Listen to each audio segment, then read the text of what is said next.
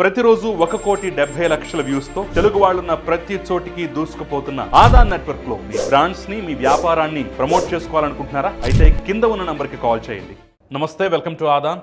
నమస్తే రాజేష్ గారు. ఈరోజు ముచ్చటగా 3 అంశాలు మాట్లాడదాం మన డిస్కషన్లో. మొదటిది చంద్రబాబు నాయుడు, పవన్ కళ్యాణ్ వీళ్ళిద్దరి భేటీ ఈరోజు ఉండబోతోంది. ముఖ్యంగా కాకినాడ పోర్ట్ ఇష్యూ, బియ్యం కుంభకోణం, దీనికి సంబంధించినటువంటి అంశాలు చర్చకొచ్చే అవకాశం అయితే కనిపిస్తోందట. సో ఎక్కడో ఒక చోట ఇది అయిపోతుందిలే, ఫుల్ స్టాప్ పడిపోతుందిలే అనుకున్న వాళ్ళకి లేదు, ఇంకా చాలా ఉంది, రేపటి రోజున సంచలనాలు నమోదు కాబోతున్నాయనే ఒక సందేశాన్ని అయితే పంపిస్తున్నారు. సరే, ఏం జరగబోతుంది అనేది ఒకసారి మనం మాట్లాడదాం. ఇక నంబర్ 2, అటు ఆంధ్రజ్యోతికి ఇటు ఈనాడుకి కావాలని మిగతా మీడియా సంస్థల సంగతి పక్కన పెడితే వాళ్ళిద్దరికి మెయిన్గా ఈ అదానీ ఇష్యూ మీద నోటీసులు పంపిస్తాను, పరువు నష్టం దావా వేస్తాను, 100 కోట్లకి వేస్తానని చెప్పేసి జగన్మోహన్ రెడ్డి అన్నారు. పంపించాడో లేదో ఎంతవరకు క్లారిటీ లేదు. పంపిస్తాడా, పంపిస్తే ప్రయోజనం ఉంటుందా అనేది ఒక చర్చ. ఆల్రెడీ కొన్ని నోటీసులు మరి సోషల్ మీడియాలో సర్క్యులేట్ అవుతున్నాయి. మరి అది ఎంతవరకు వాస్తవం మనకు తెలియదు.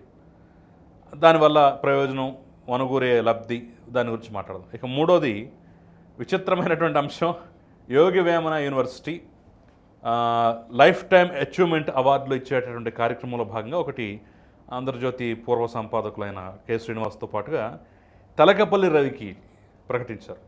అసలు తెలుగుదేశం పార్టీ క్యాడర్ కానివ్వండి, లేదంటే మిగతా కూటమి కానివ్వండి, ఏ రకంగా ఆయన చూస్తోంది, ఆయన పట్ల వీళ్ళ వైఖరి ఏంటి, ఏ రకంగా విమర్శిస్తోంది, ఇవన్నీ చూస్తున్నటువంటి నేపథ్యంలో అసలు ఈయనకి ఇవ్వటం ఏంటి, అసాహసం ఎవరు చేశారనేది $1 మిలియన్ ప్రశ్నగా మారిపోయింది. సో ఇంకా వ్యవస్థలు వీళ్ళ చేతులకు పూర్తిగా రాలేదు అనే విమర్శలకి అద్దం పడుతున్నట్టుగా అయితే ఉంది. మరి సో ఈ 3 అంశాల గురించి మనం మాట్లాడదాం. ఫస్ట్ ఈ భేటీ ఎలా చూడాలంటారు? గత వారం 10 రోజులుగా రేషన్ బియ్యం అక్రమ ఎగుమతులు కాకినాడ పోర్టు వేదికగా విదేశాలకు ఎగుమతులు జరుగుతున్నట్టుగా మనం కొన్ని సంవత్సరాలుగా ఈ వార్తలు వింటూ ఉన్నదే. అంటే ఇవాళ పవన్ కళ్యాణ్ గారు కాకినాడ పోర్టుకి వెళ్ళారు. అక్కడ యాంకర్ పోర్ట్లో ఒక వెస్ట్ ఆఫ్రికాకి ఎక్స్పోర్ట్ అవ్వబోతున్న షిప్పులో రేషన్ బియ్యం గురించి వాకప్ చేశారు. ఆ షిప్ని సీజ్ చేయమని చెప్పారు. అంటే ఒక ఇష్యూ ఎలివేట్ అయ్యి ఇప్పుడు కొత్తగా మరొకసారి చర్చనీయాంశం అయింది తప్ప ప్రతి నెల ప్రతి రేషన్ దుకాణం నుంచి ఈ మొబైల్ డిస్ట్రిబ్యూటరీ యూనిట్స్ MDU వాహనాల ద్వారా ప్రతి రేషన్ కార్డు హోల్డర్కి బియ్యం పంపిణీ జరిగిన ప్రతి సందర్భంలోనూ చాలా ఓపెన్ సీక్రెట్గా జరిగేది. ఇదేమీ చాటుమాటుగా జరిగేది కాదు. మనకి వెనకటి రోజుల్లో లంచం ఇచ్చుకోవాలి అని అంటే బల్ల కింద నుంచి తీసుకోవాలి అనుకునేవాడు. ఈ మధ్యకాలంలో మనం ఏం చూస్తున్నాం, బల్ల కింద నుంచి తీసుకునే అంత వెరిసి ఎవరు ఉండట్లా. ఏదో కేఫ్లోనో బార్లోనో గలుసుకుంటున్నారు, బాహాటంగా ఇచ్చిపుచ్చుకుంటున్నారు. ఆఫీసుల్లో కూడా చాలా బాహాటంగానే ఇచ్చిపుచ్చుకునే వ్యవహారాలు మనం చూస్తూ ఉన్నాం. అలాగే ఈ బియ్యం దానికి ఏదో అక్రమ మాఫియా అంటున్నారు, కానీ అదొక వ్యవస్థీకృత నేరం, ఆర్గనైజ్డ్ క్రైమ్. అయితే ఈ క్రైమ్కి ఎవరిని బాధ్యులను చేద్దాం? వైట్ కార్డు హోల్డర్లుగా బిలో పావర్టీ లైన్కి దిగువన ఉన్న అంటే కొద్దిమందికి ప్రభుత్వం ద్వారా అందిస్తున్న ఫుడ్ సెక్యూరిటీ కోసం అందిస్తున్న బియ్యాన్ని వాళ్ళ ఇళ్లలో వండుకోకుండా బయటకు అమ్మేసుకుంటున్న వాళ్ళని బాధ్యత చేద్దామా? వాళ్ళ దగ్గర నుంచి కొని దాన్ని వివిధ స్టేజ్ల్లో ఒకరి నుంచి ఒకరికి చేతులు మార్చి అంతిమంగా పోర్టుల ద్వారా విదేశాలకు ఎగుమతి చేస్తున్న వాళ్ళని బాధ్యత చేద్దామా? ఇక్కడ గమనించుకోవాల్సిన అంశం ఏంటి అంటే, ₹43.40 ఖరీదుతోటి ప్రభుత్వం ప్రొక్యూర్ చేసిన బియ్యాన్ని పేదల సంక్షేమం కోసం అని చెప్పని, ఫుడ్ సెక్యూరిటీ కోసం అని చెప్పని ఒక్కొక్క వ్యక్తికి 5 కేజీల చొప్పున పంపిణీ చేస్తూ ఉంది. వాళ్ళ ఇంట్లో వండుకొని తినాల్సిన బియ్యాన్ని ప్రభుత్వానికే ₹43.40 పడతా ఉంది. వాళ్ళు ఓపెన్ మార్కెట్కి వెళ్ళి కొనుక్కోవాలంటే కనీసం ఇంకొక ₹2 అదనంగా పడుతుంది కదా, ₹45 కనీసం పడుతుంది కదా. అటువంటి దాన్ని ప్రభుత్వం ఇవాళ, అంతకుముందు కిలో ₹1 ఇచ్చేవాళ్ళు ఈ గత 4 సంవత్సరాలు ఈ కోవిడ్ దగ్గర నుంచి ఉచితంగా ఇస్తున్నారు. మరి ఉచితంగా 43 రూపాయలు 40 పైసలు ఖరీదు చేసే బియ్యం చేతికి వస్తుంటే వాళ్ళు 10 రూపాయలకి ఎందుకు ఇస్తున్నారు? అసలు కీలకమైన ప్రశ్న అది కదా. అవును, వాళ్ళ ఇంట్లో వండుకొని తినాలి కదా, ఎందుకని తింటం లేదు అంటే అక్కడ అర్థమవుతున్నది ఏంటి? ప్రజలు ఇళ్లల్లో వండుకోవటానికి ఇష్టపడని బియ్యం ఇవ్వబడతా ఉన్నాయి కాబట్టి అవి వాళ్ళకు ఉపయోగపడవు. దాన్ని ఒక నలుగురు ఉన్న కుటుంబానికంటే 4-20 కేజీలు రైస్ వస్తాయి. వాళ్ళు వాడుకొని వాటిని మామూలుగా ఇంకా అన్నం వండుకోవటానికి కాదు, ఇంకా ఏ అవసరాలకు వాడతారు? మహా అయితే నెలకు ఒకసారో 2 సార్లు దోశల్లోకి మినపగుళ్ళుతో పాటు కలిపి పోసుకునేవి, కానీ పూర్తి స్థాయిలో దోశలు ఉత్త బియ్యంతో పోసేవి కాదు. మహా అయితే ఒక నెలకి 1 కేజీ కేజీన్నర కంటే రూపాయలు ఖర్చు కావు. మరి మిగిలిన బియ్యం ఏం చేయాలి? కాబట్టి వాళ్ళు ఏం చేస్తారు? 10 రూపాయలే రాని, ఇవే మేము మా రెక్కల కష్టంతో సంపాదించినవి కాదు కదా, మాకు ఉచితంగా వచ్చినాయే కదా అని చెప్పని ఒక త్రోఏవే ప్రైస్కి వాళ్ళకి అంటగట్టేసుకుంటూ ఉన్నారు. వీళ్ళకి ఆ స్టాక్ వదిలించుకోవడానికి సిద్ధపడతా ఉన్నారు. వాళ్ళు కూడా ఆయాచితంగా దక్కిన రేటు కొనుక్కొని దాన్ని అంతిమంగా విదేశాలకు ఎగుమతి జరిగి లబ్ధి పొందేవాళ్ళు లబ్ధి పొందుతూ ఉన్నారు. మరి వాళ్ళ ప్రజలు ఇళ్లల్లో వండుకోవటానికి ఇష్టపడని బియ్యము ప్రభుత్వ ప్రజా పంపిణీ వ్యవస్థ ద్వారా ఎందుకు పంపిణీ చేయాలి? ఇవాళ మనకి రేషన్ షాపుల్లోనే కందిపప్పు ఇస్తారు, షుగర్ ఇస్తారు, ఆయిల్ ప్యాకెట్లు ఇస్తారు, రాగులు ఇస్తారు, గోధుమలు ఇస్తారు. మరి అవేమీ బ్లాక్ మార్కెట్ అవ్వట్లేదే. అదే కదా. ఎందుకనంటే అవి డైరెక్ట్గా ఇళ్లలో వాడుకుంటారు కాబట్టి, అపురూపంగా వాడుకుంటారు. బయట ఓపెన్ మార్కెట్లో 100 రూపాయల పైన కందిపప్పు ఉన్నప్పుడు రేషన్ షాపుల్లో 66-67 రూపాయలకి ఇస్తారు. వాళ్ళ ఇళ్లలో ప్రతి ఇంట్లో వాడుకునేది చౌకగా వస్తుంది కాబట్టి ఆవురావురమంట తెచ్చుకొని వాడుకుంటారు దాన్ని.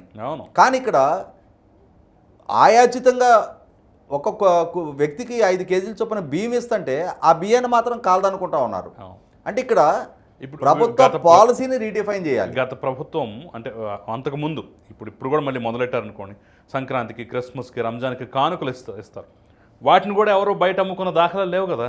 అదే ఫ్రీగా వస్తున్నాయి అని చెప్పేసి కూడా అమ్ముకోలేదా, చాలా అపురూపంగా వాడుకున్నారు కదా. అదే చెప్తున్నా.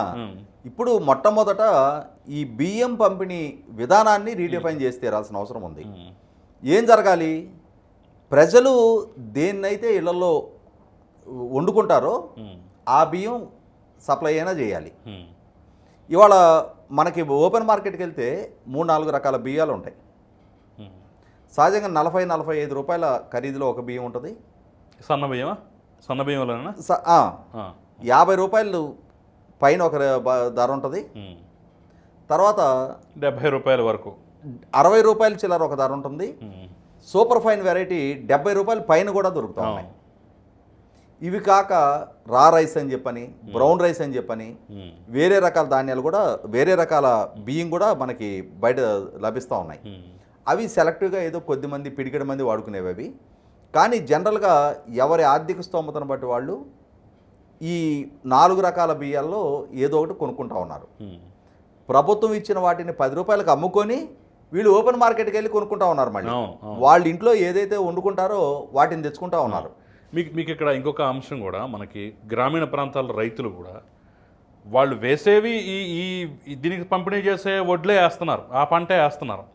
వాళ్ళు తినడానికి మాత్రం ఎక్కడో 1-2 కొంచెం సన్న బియ్యం వేసే రైతులు ఉంటే వాళ్ళ దగ్గరికి వెళ్ళి డబ్బులు ఇచ్చి కొనుక్కుంటున్నారు తప్ప వీళ్ళు ఆ పంట మళ్ళీ వేసుకోవట్లేదు.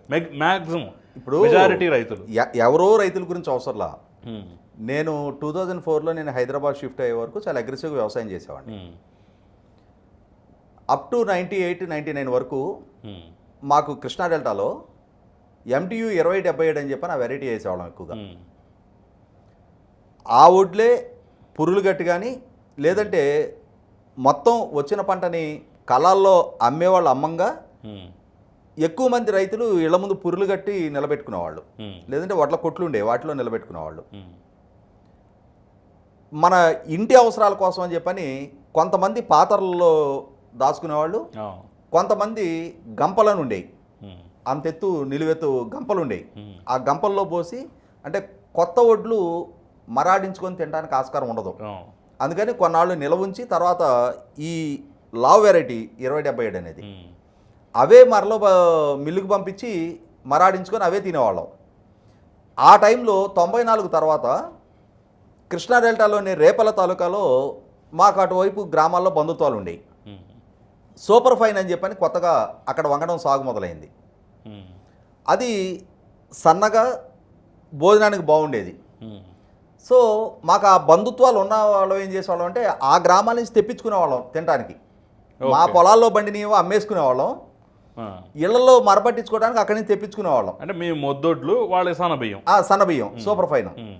అదే 99-2000కి వచ్చేటప్పటికి Hmm. బీపీటీ 5204.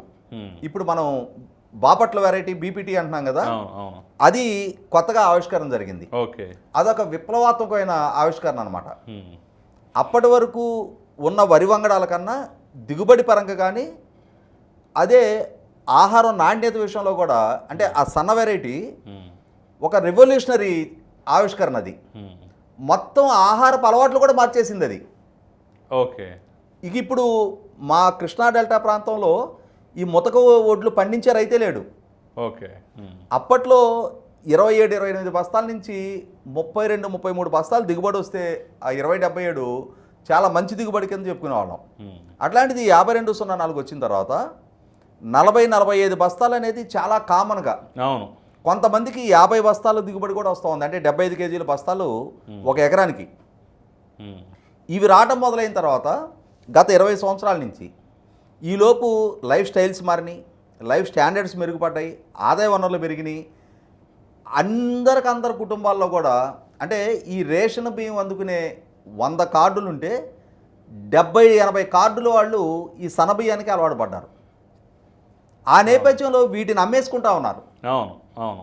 అటువంటప్పుడు ప్రభుత్వ పరంగా చేయాల్సింది ఏంటి అంటే వీలైతే మనకి ఇప్పుడు అందుతున్న లెక్కల ప్రకారం చూస్తే కాకినాడ పోర్టు నుంచి 1,31,00,000 టన్నుల బియ్యం ఎగుమతి జరిగినట్టుగా వింటున్నాం. ఉమ్. విశాఖపట్నం పోర్టు నుంచి 38 లక్షల టన్నుల బియ్యం ఎగుమతి జరిగినట్టుగా విన్నాం మనం. ఉమ్. గంగవరం పోర్టు నుంచి 2 లక్షల టన్నులు, అలాగే మన కృష్ణపట్నం పోర్టు నుంచి 25 లక్షల టన్నుల బియ్యం ఎగుమతి జరిగినట్టుగా రికార్డ్స్ ఉన్నాయి. ఉమ్. అంటే ఓవరాల్గా గత 4 సంవత్సరాల కాలంలో ఆంధ్రప్రదేశ్ రాష్ట్రం నుంచి వివిధ పోర్టుల ద్వారా 1,96,00,000 టన్నుల బియ్యం ఎగుమతి జరిగినాయి. అందులో రైతుల నుంచి ఓపెన్ మార్కెట్లో ప్రొక్యూర్ చేసినవి ఉన్నాయి, ఈ రేషన్ కార్డుదారుల నుంచి కొనుగోలు చేసి వాటిని ప్యాకేజింగ్లు మార్చి కలిపి ఎక్స్పోర్ట్ చేసినవి ఉన్నాయి. ఉమ్. అంటే ఏంటి మనకు అక్కడ అర్థమవుతున్నది, ఏదైతే రేషన్ షాపుల్లో కానీ రైతులు పండించిన ముతక ధాన్యాలకి ఉమ్. ఆఫ్రికా ఖండంలో డిమాండ్ ఉంది. అవును అంటే 1,96,00,000 టన్నులు ఎక్స్పోర్ట్ అయ్యి స్టాటిస్టిక్స్ ఉన్నాయి ఇక్కడ మనకి. అవును. అంటే 4 సంవత్సరాల మీద 1,96,00,000 అంటే ఆన్ అండ్ యావరేజ్న ఒక్కొక్క సంవత్సరానికి 49 లక్షల టన్నుల బియ్యం మన రాష్ట్రం నుంచి వివిధ పోర్టుల ద్వారా ఎక్స్పోర్ట్ అవుతూ ఉంది. ఉమ్. సో ప్రభుత్వం ఏం చేయాలి అని అంటే ప్రభుత్వం ప్రొక్యూర్ చేసిన బియ్యాన్ని ఈ పబ్లిక్ డిస్ట్రిబ్యూషన్ సిస్టమ్ ద్వారా కార్డుదారులకు ఇవ్వకుండా డైరెక్ట్గా ప్రభుత్వమే ఎక్స్పోర్ట్ చేయమను, ఉమ్. లేదు మిల్లర్లకు పర్మిషన్ ఇచ్చేసేయండి, మీరు డైరెక్ట్గా విదేశాలకు ఎక్స్పోర్ట్ చేసుకోండి, ప్రభుత్వ పరంగా ఈ ముతక ధాన్యాలు మేము తీసుకోం, పబ్లిక్ డిస్ట్రిబ్యూషన్ సిస్టమ్ ద్వారా వీటిని మేము పంపిణీ చెయ్యం, ఉమ్. పబ్లిక్ డిస్ట్రిబ్యూషన్ సిస్టమ్ ద్వారా వీలైనంత వరకు సన్నబియ్యమే ఇవ్వండి. మీరు ఇప్పుడు 5 కిలోలు ఇస్తున్నారు, సన్నబియ్యం ప్రొక్యూర్ చేసి ఇవ్వాలి అని అంటే అవైలబిలిటీ ఆఫ్ క్వాంటిటీ ఒకటి ఇంపార్టెంట్. ఎందుకంటే ముతక ధాన్యాలు కానీ అది అది అది ఖరీదుతో కూడుకుంది. ఇప్పుడు దీనికే 43 రూపాయలు అంటున్నారు. నేను అదే చెప్పబోతున్నా. ఆ. ఇప్పుడు అవైలబిలిటీ ఆఫ్ క్వాంటిటీ కూడా ఇంపార్టెంట్ అక్కడ. ఉమ్. ఇవి ముతక ధాన్యాలు పండించే అంతటి ప్రాంతంలో సన్నబియ్యాల పంట విస్తీర్ణం తక్కువ ఉంటుంది ఓకే. కాబట్టి అవైలబిలిటీ ఒకటి తక్కువ ఉంటుంది, రెండోది ఖరీదు ఒకటి. ఉమ్. ఇప్పుడు ఓపెన్ మార్కెట్లోనే 50 నుంచి 68-70 రూపాయల వరకు ఖరీదు ఉన్నాయి కాబట్టి అవును. మీరు అవసరమైతే దాన్ని సబ్సిడైజ్డ్ రేటుకి ఇవ్వండి. ఉమ్. ప్రతి ఇంట్లో కూడా కొనుక్కొని తినేది కాబట్టి ఇప్పుడు ఎలా అయితే కందిపప్పు ఉమ్. 100 రూపాయలు పైగా ధర ఉన్నప్పుడు 67 రూపాయలకి ఇస్తూ ఉన్నారు, ఉమ్. బియ్యం ఏం చేస్తున్నారు, ఉచితంగా ఇస్తున్నారు. ఉమ్. అంటే 43 రూపాయలు 40 పైసలకి మొత్తంగా 100% సబ్సిడీ అవుతుంది. ఉమ్. మీరు ఇప్పుడు 50 రూపాయలు పైన బియ్యం ఉన్నాయి, దాన్ని 25 రూపాయలు ఇవ్వండి, మీకు అప్పుడు పడేది అదనంగా భారం పడేది 25-30 రూపాయలే ఉంటుంది. ప్రభుత్వానికి 44 రూపాయలు సబ్సిడీ భరించడం కన్నా ఇది సబ్సిడీ తగ్గుద్ది. అవును. కానీ దీని ద్వారా పంపిణీ జరిగిన ప్రతి గింజ ఆ ఇంట్లో వాడుకుంటారు, ఖచ్చితంగా వాళ్ళు భోజనానికి వినియోగించుకుంటారు. ఖచ్చితంగా అప్పుడు వాళ్ళు ఈ వ్యాన్లకు అమ్మరు, మొత్తం ఆ నెట్వర్క్ ఆగిపోద్ది. ఇక్కడ ఇక్కడ ఇంకొక మాట కూడా, ఇప్పుడు మనం అంటే మన ప్రాంతంలో ఆంధ్ర కానీ తెలంగాణ కానీ ఈ ప్రాంతాల్లో లావుగా ఉన్న రైస్ తినడానికి ఇష్టపడరు. కొంచెం తమిళనాడు కానివ్వండి, ఇటు కేరళ కానివ్వండి, అక్కడ కొంత వీళ్ళు ఆ లావు దొడ్డు బియ్యాన్నే తింటారు అని చెప్పేసి అంటారు కదా. మరి అది ఇటు దృష్టి పెట్టకుండా ఆఫ్రికా ఖండాలకు ఎందుకు వెళ్తుంది ఇదంతా? అంటే అట్లా కాదు. ఇప్పుడు డొమెస్టిక్ కన్జంప్షన్కి మనకి భారతదేశం అంతర్గత అవసరాల రీత్యా ఇక్కడ వినియోగానికి ఎంత రైస్ అవసరమో ఆ వ్యాపార అవసరాలు వాడుకొనే ఇంకా మిగిలిన రైస్ ఉంటుంది. ఓకే, అంటే మన దగ్గర ఉత్పత్తి అవుతున్న ప్యాడీ పరంగా చూసుకుంటే గత 10 సంవత్సరాల కాలంలో తెలంగాణ ప్రాంతంలో కూడా చాలా విస్తృతంగా వరి సాగు పెరిగింది. ఇవాళ Telangana largest paddy producer, one of the largest paddy producer in India. కాబట్టి ఏంటంటే ఒక్క కేరళనో లేకపోతే తమిళనాడు ఈ మొత్తం పండే పంటని ఆ మార్కెట్ అవసరాలకు ఆ 2 రాష్ట్రాలు తీర్చలేవు. 100% ఎక్స్పోర్ట్ అవ్వాల్సిందే. ఆ ఎక్స్పోర్ట్ అయ్యేటప్పుడు ఏంటంటే డైరెక్ట్గా రైతు నుంచి ప్రొక్యూర్ చేసిన ధాన్యాన్నే ఎక్స్పోర్ట్కి అనుమతి ఇచ్చేసి పబ్లిక్ డిస్ట్రిబ్యూషన్ సిస్టమ్ ద్వారా వాళ్ళు వినియోగించే బియ్యం పంపిణీ చేయాలి. లేదు అని అంటే డైరెక్ట్గా క్యాష్ ట్రాన్స్ఫర్ చేసేసేయండి. మళ్ళీ క్యాష్ ట్రాన్స్ఫర్ అంటే ప్రతిపక్షాల నుంచి ఏమవుద్ది, విపరీతమైనటువంటి కామెంట్లు వస్తాయి. వాళ్ళకి నచ్చిన క్వాంటిటీ, వాళ్ళకి నచ్చిన క్వాలిటీ వాళ్ళు మార్కెట్లో కొనుక్కుంటారు. ప్రభుత్వ పరంగా ఇప్పుడు 43 రూపాయలు 40 పైసలు ఖరీదు చేసే బియ్యం వాళ్ళకి ఉచితంగా ఇస్తున్నారు. ఆ 43 రూపాయలు 40 పైసలు వాళ్ళకి ట్రాన్స్ఫర్ చేసేస్తే 5 కిలోలు అంటే 217 రూపాయలు అవుద్ది. ఆ 217 ఆ వ్యక్తికి ట్రాన్స్ఫర్ చేసేస్తే అతను మార్కెట్లో మహా అయితే ఇంకొక 5-10 రూపాయలు అదనంగా పెట్టాను కొనుక్కుంటాడు. ఇప్పుడు ఏమవుతుంది, ఈ 43 రూపాయలు 40 పైసల ప్రభుత్వానికి బడెన్ అవుతుంది. కానీ ఇతను దాన్ని 10 రూపాయలకు అమ్మేసుకుంటున్నాడు. అమ్మేసుకొని ఈ 10కి తోడు ఇంకొక 40 రూపాయలు అదనంగా ఖర్చు పెట్టి బయట మార్కెట్లో కొనుక్కోవాల్సి వస్తుంది. అదే నువ్వు 43 రూపాయలు డైరెక్ట్గా క్యాష్ ఇచ్చేస్తే మహా అయితే ఇంకొక 5-6 రూపాయలు అదనంగా పెట్టుకోవాల్సి వస్తుంది. అతనికి లాభం అవుద్ది. లేదు, ఇప్పుడు ఈ ముతక వంగడాలు పండిస్తున్న ప్రాంతంలో ప్రత్యామ్నాయ పంటలు ప్రోత్సహించండి. సన్నబియ్యం అక్కడ కూడా పండించే విధమైన అవకాశాలను ప్రయత్నం చేయండి.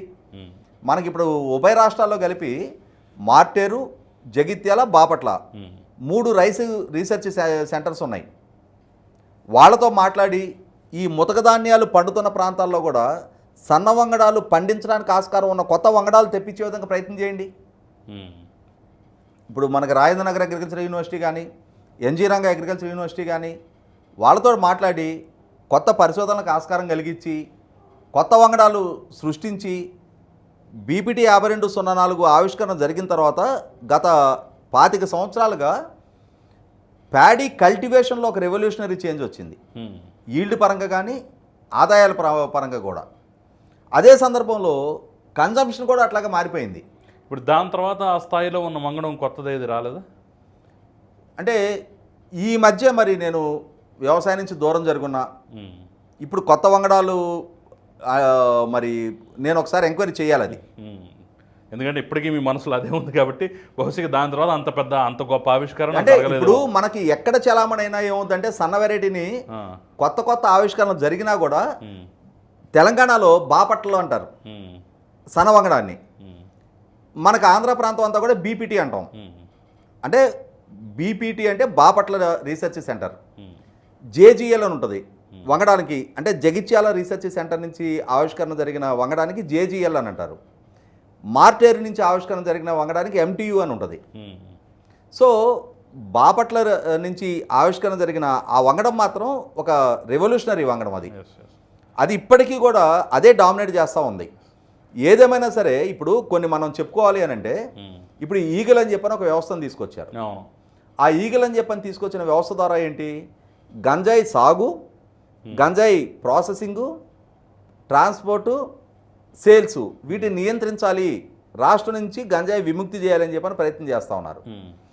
ఎప్పుడైతే ఇప్పుడు సాగు కొన్ని పాకెట్స్లోనే జరుగుద్ది, ట్రాన్స్పోర్టింగు, ఎక్స్పోర్టు, దాన్ని మార్కెటింగ్ అనేది దేశవ్యాప్తంగా జరుగుతుంది.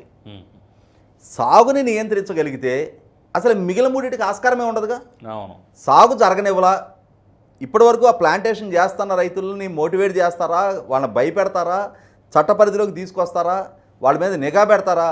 అసలు గంజాయి ప్లాంటేషనే జరగనివ్వలా, ఇంకా ప్రాసెసింగు, ట్రాన్స్పోర్టేషను, మార్కెటింగ్ అనే దానికి స్కోపే లేదు కదా. అలాగే ఇవాళ కార్డుదారుడి నుంచి బియ్యం అమ్మితేనే ఈ ఎండియు వాహనాల దగ్గర నుంచి నియోజకవర్గ డానుల నుంచి జిల్లా డానులు, కాకినాడ పోర్టు డానులు వీళ్ళందరూ ఉండేది. అసలు కార్డుదారుడి దగ్గర అతని ఇంట్లోకే వాడుకునే బియ్యం పంపిణీ జరిగితే ఈ విధానాన్నే మార్పు చేసేస్తే, ఆ పాలసీలో ప్రభుత్వ పరంగా మార్పు చేర్పులు తీసుకొస్తే అసలు ఈ మిగిలిన ఈ ప్రాసెస్కి ఆస్కారం ఉండదు. ఖచ్చితంగా. ఇప్పుడు ఇంకొక ఎగ్జాంపుల్ కూడా చెప్తాను నేను.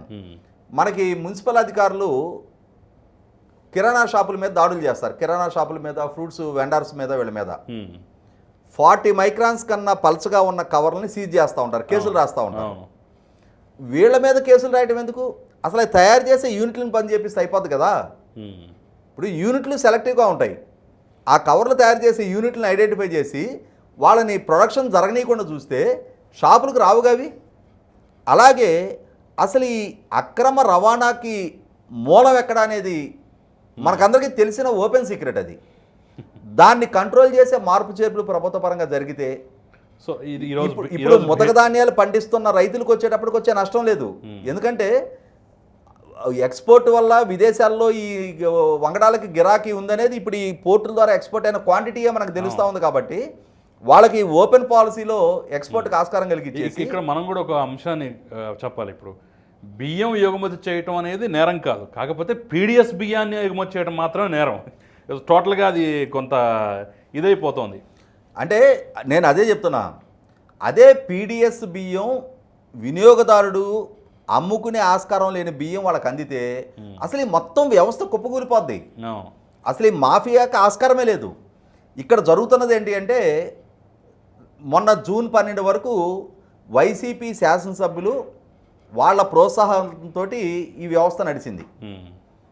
శాసనసభ్యుల అనుమతి లేకుండా ఏ నియోజకవర్గంలో కూడా ఈ యంత్రాంగాన్ని కొనసాగించడం దుర్లభం. ఇవాళ ఉంది, మా ఊరే ఉంది. ఫర్ ఎగ్జాంపుల్ చెప్తున్నా, నేను ఇప్పుడంటే అక్కడ ఉండట్లా. నేను ఊర్లో ఉన్నప్పుడు నాకు తెలియకుండా, నా అనుమతి లేకుండా ఏ ఎండియు వెహికల్ ఆ రోజు లేవు. ఒకవేళ ఉంది అనుకోలేదు, రేషన్ డీలరే ఉన్నాడు అనుకుందాం. అతను కార్డుదారుల నుంచి వాళ్ళకి డబ్బులు ఇచ్చేసి బియ్యం తీసుకుంటుంటే, అయితే నేను చేతకండన్న కావాలి, లేదు నేను వాళ్ళతో కొల్లుడన్న అయి ఉండాలి. ఈ రెండే స్థానికంగా ఉండే నాయకుడు. దీనికేదో పెద్ద ప్రభుత్వము యంత్రాంగం కూడా అవసరంలా. స్థానికంగా ఉన్న తెలుగుదేశం, జనసేన నాయకులు వాళ్ళు ఈ వాహనాలను కట్టడి చేసేస్తే చాలా, వాళ్ళ ఊరికి సంబంధించినాడేగా వాడు ఆ వెహికల్. ఆడు వాళ్ళ ఊరిలో కుర్రాడికే ఇచ్చారు ఆ వెహికల్స్. అరే నువ్వు రేపటి నుంచి ఈ కార్డుదారుల దగ్గర నుంచి కనుక నువ్వు ఈ బియ్యం తీసుకున్నావు అంటే నీకు ఈ పగిలిపోద్దని చెప్పారే అనుకో, వాడు సాహసించి చేయగలుగుతాడా? కార్డుదారులు వీడికి అమ్మగలుగుతారా? దాన్ని ఆ కుళాయి కట్టేయటం పెద్ద అసాధ్యమేం కాదు. కానీ ఎందుకు జరగట్లా?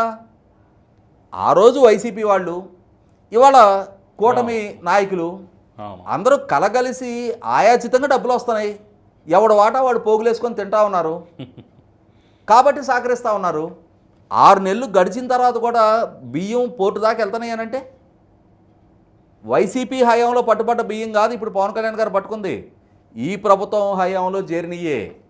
కాబట్టి ఇక్కడ ఇంతమంది కలగలిసి ఈ పంపిణీలు చేసుకునే అవకాశాన్ని శాశ్వతంగా ఆ వ్యవస్థకి మార్పు చేర్పులు తేవాల్సిన బాధ్యత ప్రభుత్వం మీద ఉంది. మరి ఆ దిశగా ఇవాళ పవన్ కళ్యాణ్ గారు, చంద్రబాబు నాయుడు గారు వాళ్ళు కూర్చొని సలహాలు స్వీకరించి దీనికి శాశ్వత పరిష్కారం కనుక్కోవాలని ఆశిద్దాం.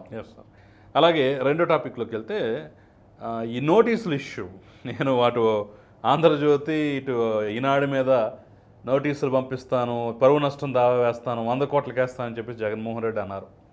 అది వచ్చాయో లేదో పూర్తి స్థాయిలో తెలియదు. సోషల్ మీడియాలో కొంతమంది ఇదిగో ఇవే నోటీసులు అని చెప్పేసి సర్క్యులేట్ చేస్తున్నారు. అది ఎంతవరకు నిజమో కూడా మనం చెప్పలేం. సరే, దాని జోలికి పోకుండా ఈ నోటీసుల ఇష్యూ వల్ల, ఈ రకమైనటువంటి కామెంట్ల వల్ల, బెదిరింపుల వల్ల, బహుశా ఆంధ్రజ్యోతి అయితే ఆ యాజమాన్యానికి సంబంధించి ఆ టీవీ ఛానల్లో ఆ మాట మాట్లాడిన గంటకే వాళ్ళ డిబేట్లో కూడా ఇచ్చుకో, మేము అసలు భయపడం, నీకేందుకు క్షమాపణ చెప్పేదని చెప్పేసి కూడా గట్టిగా కౌంటర్ ఇచ్చే ప్రయత్నం కూడా చేశారు. అసలు ఈనాడైతే అసలు స్పందించలేదు, అది వేరే విషయం. ఇస్తే ఏం జరుగుతుందంటారు? అసలు ఇక్కడ జగన్మోహన్ రెడ్డి గారికి కూడా ఒక మీడియా సంస్థ ఉంది. ఉమ్. ఆ మీడియా సంస్థలో కూడా ఆయన రాజకీయ నాయకుడు, ఒక రాజకీయ పార్టీ అధినేత. ఒక రాజకీయ పార్టీ అధినేతగా ఆయన రాజకీయ ఎజెండాలో భాగంగా ఆయన రాజకీయపు ప్రత్యర్థుల్ని విమర్శించడమే ధ్యేయంగా ఆ మీడియా సంస్థ పనిచేస్తూ ఉంది. ఆ మీడియా సంస్థ కూడా పరువు నష్టం నోటీసులు వెళ్ళి కేసులు ఎదుర్కొంటూ ఉంది. అవును. ఇక్కడ గమనించుకోవాల్సింది ఏంటి అంటే, ఇవాళ ఈనాడు, ఆంధ్రజ్యోతి వాళ్ళు సెకీ ద్వారా జరిగిన సోలార్ విద్యుత్తు కొనుగోలు ఒప్పందంలో అదానీ నుంచి 1750 కోట్ల రూపాయలు జగన్మోహన్ రెడ్డి గారికి ముట్టినట్టుగా వస్తున్న ఆరోపణల మీద బ్యాన్ ఐటమ్లు ప్రచురించడం జరిగింది. FBI ఇచ్చిన రిపోర్ట్. ఇక్కడ వాళ్ళు ఆ బ్యాన్ ఐటమ్ ప్రచురించడానికి వాళ్ళకి ఒక సోర్స్ ఉంది. అవును. ఇప్పుడు ఏదో నారాసుర రక్త చరిత్ర లాగా గాలి కబుర్లు పోగు చేసి గాలి వార్తలు రాయలా. అవును. ఒక అమెరికన్ అత్యున్నత విచారణా సంస్థ, అమెరికన్ స్టాక్ ఎక్స్చేంజ్ కమిషను కలిసి వాళ్ళు ఇచ్చిన రిపోర్ట్ల ప్రాతిపదికగా ఆ రిపోర్టుల్లో మెన్షన్ చేసినట్టుగా అదానీ నుంచి ఆంధ్రప్రదేశ్ రాష్ట్ర ముఖ్యమంత్రితో జరిగిన సమావేశం తర్వాత లంచం ఇవ్వటం కానీ లంచానికి సంబంధించిన ప్రతిపాదన కానీ జరిగిన తర్వాత ఈ విద్యుత్ కొనుగోలు ఒప్పందం ఖరారైంది అని చెప్పని ఆ రిపోర్ట్లో మెన్షన్ అయ్యి ఉంది. మరి ఆంధ్రప్రదేశ్ ముఖ్యమంత్రి అని చెప్పని వాళ్ళు స్పష్టంగా మెన్షన్ చేసి రిపోర్టు కళ్ళ ముందు కనిపిస్తున్నప్పుడు ఆ రిపోర్టు బేస్ చేసుకొని మీడియా సంస్థల వార్తలు ప్రచురిస్తే అది నా పరువు నష్టం భంగం అని అంటే, పరువు నష్టం భంగం అయితే ఆంధ్రజ్యోతి కన్నా ఈనాడుకి కాదు నోటీసులు ఇవ్వాల్సింది. మొట్టమొదటిగా నోటీసులు ఇవ్వాల్సి వస్తే FBIకి, స్టాక్ ఎక్స్చేంజ్ కమిషన్కి నోటీసులు ఇవ్వాలి. మీరు ఆధారాలు లేకుండా ఆంధ్రప్రదేశ్ రాష్ట్ర ముఖ్యమంత్రి అని చెప్పని ఎలా ప్రస్తావిస్తారు అని చెప్పని జగన్మోహన్ రెడ్డి గారు ఏమన్నారంటే నా పేరు గురించి మెన్షన్ చేశారా అంటున్నాడు. పోనీ ఆంధ్రప్రదేశ్ రాష్ట్ర ముఖ్యమంత్రి ఆ రోజు మీరు కాదని చెప్పండి. ఇప్పుడు వాళ్ళ చెల్లెలు శర్మ గారు అడిగింది కదా, అంటే నిన్ను నియంత్రిస్తున్న వేరే ఎవరైనా ఆ కుర్చీలో కూర్చున్నారా అని చెప్పని. ఇప్పుడు రాష్ట్ర ముఖ్యమంత్రిగా ప్రజలు ఎన్నుకుంది మిమ్మల్ని, మీ శాసనసభ పక్షం మిమ్మల్ని ఎన్నుకుంది, గవర్నర్ గారు మీ చేత రాజ్యాంగబద్ధంగా ప్రమాణ స్వీకారం చేయించిన ముఖ్యమంత్రి మీరే. ముఖ్యమంత్రిగా మీరున్నారు కాబట్టే ముఖ్యమంత్రి అని చెప్పని అందులో ప్రస్తావన వచ్చింది కాబట్టే మిమ్మల్ని ప్రస్తావిస్తూ మీడియాలో కథనాలు వచ్చినాయి. ఒక సోర్స్ వాళ్ళ కళ్ళ ముందు కనిపిస్తుంది. ఇవాళ జగన్మోహన్ రెడ్డి గారు ఈ డిఫమేషన్ నోటీసులు ఇచ్చినా రేపు కోర్టుకు వెళ్తే కోర్టులో వాళ్ళకి ఆ సోర్స్ చూపిస్తారు వాళ్ళు. అక్కడ క్లియర్ కట్గా పబ్లిక్ ఫోరంలో ఒక డాక్యుమెంట్ కనిపిస్తూ ఉంది. అది న్యూయార్క్ ఈస్టర్న్ డిస్ట్రిక్ట్ కోర్టులో సబ్మిట్ అయింది ఆ రిపోర్టు. మరి కోర్టులో సబ్మిట్ అయిన రిపోర్ట్ అంటే అది పబ్లిక్ ఫోరంలో ఉన్న సమాచారం. అది దాన్ని గురించి రాసే హక్కు, ప్రస్తావించే హక్కు ప్రతి పౌరుడికి ఉంది. ఒకసారి పబ్లిక్ ఫోరంలోకి వచ్చిన సమాచారాన్ని ఇది దీని మీద గ్యాగ్ ఆర్డర్ తెచ్చుకుంటా, నేను తెచ్చుకో గ్యాగ్ ఆర్డర్, దీని గురించి ఎవరు రాయొద్దని చెప్పని ఆర్డర్ తెచ్చుకో కోర్టు నుంచి, అప్పుడు రాయరు. వివేకానంద రెడ్డి గారి హత్య గురించి మాట్లాడొద్దు అని చెప్పని ఒకరోజు ఆర్డర్ తెచ్చుకున్నావు కదా, అంటే ప్రభుత్వం విచారణ చేసిన వాస్తవాలు ప్రజలకు తెలియజేయొద్దు అని చెప్పని ఒకరోజు ఆర్డర్ తెచ్చుకున్నావు కదా. అలాగే ఇవాళ అమెరికన్ కోర్టులో సబ్మిట్ చేసిన రిపోర్టు గురించి ఆంధ్రప్రదేశ్లో కానీ భారతదేశంలో కానీ ఏ మీడియా సంస్థ కానీ ఏ రాజకీయ పార్టీ కానీ దీని గురించి మాట్లాడటానికి కానీ విశ్లేషించడానికి కానీ వీల్లేదని చెప్పని ఒక ఆర్డర్ తెచ్చుకో. చేయాల్సింది అది. పబ్లిక్ ఫోరంలోకి వచ్చిన డాక్యుమెంట్ మీద మీడియా సంస్థలు ప్రచురిస్తే వాళ్ళకి నేను పరువు నష్టం నోటీసులు ఇస్తాను అని అంటే నోటీస్ ఇవ్వు, ఏమవుద్ది? వాళ్ళు ఓపెన్గా చెప్తారు, సో అండ్ సో సోర్స్ నుంచి వచ్చిన వార్త బేస్ చేసుకొని మేము ఇది రాసాం. అక్కడ ఆల్రెడీ అమెరికన్ కోర్టులో సబ్మిట్ అయ్యి ఉంది. ఇండియన్ కోర్టులో దీని గురించి ప్రస్తావించే అవకాశం మీరే ఇస్తున్నారు. అవును కదా. దీని ప్రాతిపదికనైనా సరే ఇవాళ పనులు ఎప్పుడో పయ్యావుల కేశవ్ గారు, సిపిఐ రామకృష్ణ గారు ఫైల్ చేశారు. అవి ఇప్పటికి ఇంకా విచారణకు రాలా. కానీ ఇప్పుడు ఈ డెఫమేషన్ కేసులు వేయటం ద్వారా న్యాయస్థానాల దృష్టిలో కూడా ఇది పరిశీలనార్హం అయ్యే పరిస్థితిని మీరే కల్పించుకుంటున్నారు. ఖచ్చితంగా. కాబట్టి న్యాయస్థానంలో మొట్టమొదట మీ నిజాయితీని మీరు నిరూపించుకోవాలి. అమెరికన్ కోర్టులో ఎందుకు సబ్మిట్ చేశారు, అదానితో మీరు సమావేశం అయ్యారా లేదా, ఆ సమావేశం అయిన తర్వాత వాళ్ళు ఏమని మెన్షన్ చేశారు ఎఫ్బిఐ రిపోర్ట్లో? అదానీ అండ్ అజూర్కి సంబంధించిన ఇంటర్నల్ కరస్పాండెన్స్లో కూడా ఈ అంశం ప్రస్తావనకు వచ్చింది అంటున్నారు. అవును. మీకు డబ్బులు ఇవ్వాలా? ఆ కార్పొరేట్ సంస్థలకు సంబంధించిన ఇంటర్నల్ కరస్పాండెన్స్లో ఆ ప్రస్తావన ఎందుకు వచ్చింది?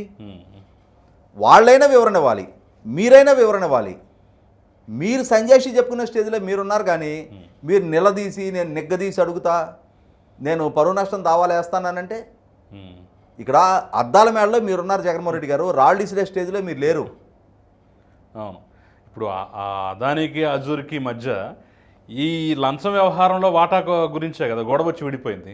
అవును. క్లియర్గా వాళ్ళు చెప్పుకొని రాసుకొని సబ్మిట్ చేసుకుని ప్రజెంట్ చేసిన దాంట్లో కూడా ఇంకా ఇదంటే అలా. సరే, ఇక మనం లాస్ట్ టాపిక్ వస్తే తెలకపల్లి రవి, ఆయనకి Yogi Vemana university life time achievement పురస్కారం ఇచ్చింది. ఇప్పుడు దీని మీద పెద్ద రచ్చ జరుగుతుంది. మన ప్రభుత్వ హయాంలో అమరావతిని భ్రమరావతి అన్న వ్యక్తికి, వంటికాల మీద లేచే వ్యక్తికి, జగన్మోహన్ రెడ్డిని 5 ఏళ్ళు నెత్తిన పెట్టుకుని మోసిన వ్యక్తికి ఇలా ఇవ్వటం ఏంటి అని చెప్పేసి ఒక అంశం తెర మీదకైతే వస్తుంది. అసలు ఎలా చూడాలి దీన్ని? చంద్రబాబు నాయుడు గారి ప్రభుత్వ హయాంలో మరి పాలకులకి తెలిసి జరుగుతున్నాయా తెలియక జరుగుతున్నాయా తెలియదు, కానీ కొన్ని నిర్ణయాలు అటు ఎన్డీఏ కూటమిలోని అన్ని రాజకీయ పక్షాల క్యాడర్లో కూడా చాలా అసంతృప్తికి దారితీపిస్తూ ఉన్నాయి. అన్నిటికన్నా ముఖ్యంగా ఆంధ్రప్రదేశ్ పౌర సమాజం కూడా చాలా కలత చెందే నిర్ణయాలు జరుగుతూ ఉన్నాయి. విభజన జరిగిన రాష్ట్రం, కేంద్రం పార్లమెంటు ద్వారా రాజధాని కూడా లేకుండా ఒక రాష్ట్రాన్ని విడగొడితే, ఆ రాష్ట్రానికి సంబంధించి రాజధాని నిర్మాణం కోసం ఆ రాష్ట్ర ప్రభుత్వం ప్రయత్నాలు చేస్తూ ఉంటే, ఇరుగు పొరుగు అభివృద్ధి చెందిన రాష్ట్రాల సరసన మేము కూడా తలెత్తుకొని నిలబడాలి అని అంటే మాకు కూడా ఒక సమగ్రమైన రాజధాని ఉండాలి అని చెప్పని అక్కడ ప్రజలు తలుస్తూ ఉంటే, ఆ దిశగా ఆనాటి ప్రభుత్వం తన వంతు ప్రయత్నాలు తను చేస్తూ ఉంటే, అక్కడ అమరావతి అని ఒక నగర నిర్మాణానికి వాళ్ళు పూనుకుంటే, హైదరాబాద్ లాంటి వడ్డిచ్చిన విస్తర్ లాంటి నగరంలో కూర్చొని అతను అక్కడ ఆ ప్రాంతంలో ఒక నగర నిర్మాణం చేయటమే నేరం ఘోరం అన్నట్టుగా ఆ నగరానికి డిజైన్లు తయారు చేయించుకోవటం, ఆ డిజైన్ల మీద చర్చ జరగటం, ఆ డిజైన్ల మీద టెండర్లు పిలుచుకోవటం, ఆ డిజైన్ల ప్రాతిపదికగా నగర నిర్మాణానికి ఆలోచన చేయటమే ఒక నేరం అన్నట్టుగా ఆ నగరాన్ని అవహేళన చేస్తా అమరావతి భ్రమరావతి అని, అంటే తెలుగు భాష మీద తనకు కొంత పట్టుంది అని చెప్పని తన భాషా ప్రావీణ్యాన్ని మీడియా చర్చల్లో ప్రతిబింబిస్తా, భాషా ప్రావీణ్యాన్ని ప్రదర్శిస్తా ప్రాస కోసం అని చెప్పని హేళన చేసే మాటలు మాట్లాడాడు.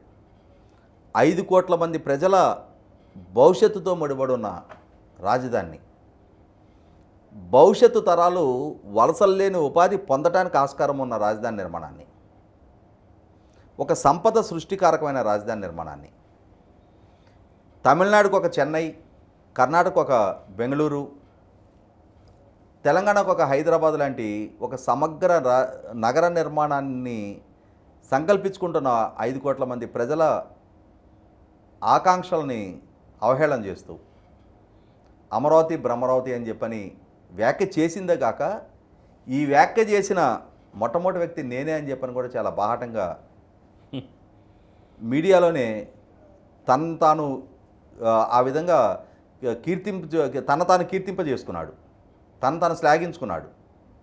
అటువంటి తెలకపల్లి రవి గారికి యోగి వేమన యూనివర్సిటీ నుంచి గజ్జల మల్లారెడ్డి గారి లైఫ్ టైమ్ అచీవ్మెంట్ అవార్డుగా ఆయన ఎంపిక చేశారు.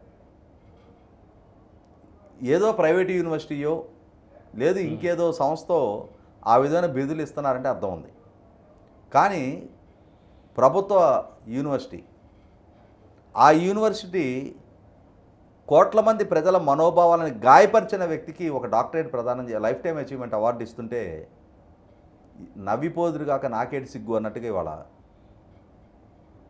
అంటే మేము ఏం చేసినా నడుస్తుంది అనే ఆలోచన ఇప్పటికీ కూడా. ఎవరిని ఎంపిక చేస్తున్నారు, ఎందుకు ఎంపిక చేస్తున్నారు? ఇవాళ ఆంధ్రప్రదేశ్ పౌర సమాజంలో కానీ లేదు ఉభయ రాష్ట్రాల్లో ఈయనకన్నా యోగ్యుడు ఇంకెవరు లేరా?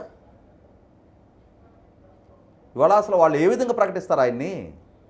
ఇవాళ చాలామంది అసంతృప్తి వ్యక్తం చేస్తున్నారంటే ఇటువంటి చర్యల మూలనే అసంతృప్తి వ్యక్తం చేస్తూ ఉన్నారు. ఇవాళ నారా లోకేష్ గారు ఎడ్యుకేషన్ మినిస్టర్గా ఉన్నాడు. ఆయన శాఖలోనే యూనివర్సిటీలు పనిచేస్తూ ఉంటాయి. ఆ యూనివర్సిటీల్లో ఈ విధమైన నిర్ణయాలు జరుగుతూ ఉన్నప్పుడు స్పందించి కట్టడి చేయాల్సిన బాధ్యత లోకేష్ గారిది. రాష్ట్రం మీద విషం జిమ్మిన, అవహేళన చేసిన ఇటువంటి వ్యక్తికి ఆ విధమైన అవార్డు ఇవ్వటం అనేది సగటు ఆంధ్రప్రదేశ్ పౌరుడు ఎవ్వరూ కూడా దాన్ని స్వాగతించలేకపోతూ ఉన్నారు. అంటే ఇంతమంది ప్రజల చీత్కారానికి గురవుతూ, ఇంతమంది ప్రజల మనసులు గాయపరిచి మరి ఆయన మాత్రం వెళ్ళి అక్కడ ఆ అవార్డు ఎలా తీసుకుంటాడో మరి చూడాలి. ఆ యూనివర్సిటీ వాళ్ళకైనా ఆ మాత్రం కామన్ సెన్స్ పనిచేయదా? అంటే ఇంతకన్నా ఆ రంగంలో నిష్ణాతులు, ఆ ప్రాంత ప్రజల పట్ల గౌరవ మర్యాదలు కనపరిచేవాళ్ళు, ఆ సమస్యల పట్ల గౌరవభావం కలిగిన వాళ్ళు ఇంక వేరే ఎవరు లేరా? ఆ ప్రాంతాన్ని అవహేళన చేసిన వ్యక్తికి ఈ విధమైన పురస్కారాన్ని అందిస్తారా? 100% ప్రభుత్వ పరంగానైనా సరే పునరాలోచన జరగాలి. ఆయనకు ప్రకటించిన ఈ అవార్డుని ప్రభుత్వ పరంగా క్యాన్సిల్ చేయించి తీరాలి. ప్రాంతం పట్ల, ప్రజల పట్ల కనీస మాత్రపు గౌరవభావం లేని, మమకారం లేని, అక్కడ ప్రజల భవిష్యత్తు పట్ల బాధ్యత లేని ఇటువంటి వ్యక్తికి ఆ స్థాయి అవార్డు ఇవ్వడం అనేది 100% సగటు ఆంధ్రప్రదేశ్ పౌరుడిగా నాకు చాలా ఆక్షేపణగా ఉంది. ఇదే భావం 5 కోట్ల మంది ప్రజల నుంచి కూడా ఉందనేది నేను ఫీల్ అవుతున్నా.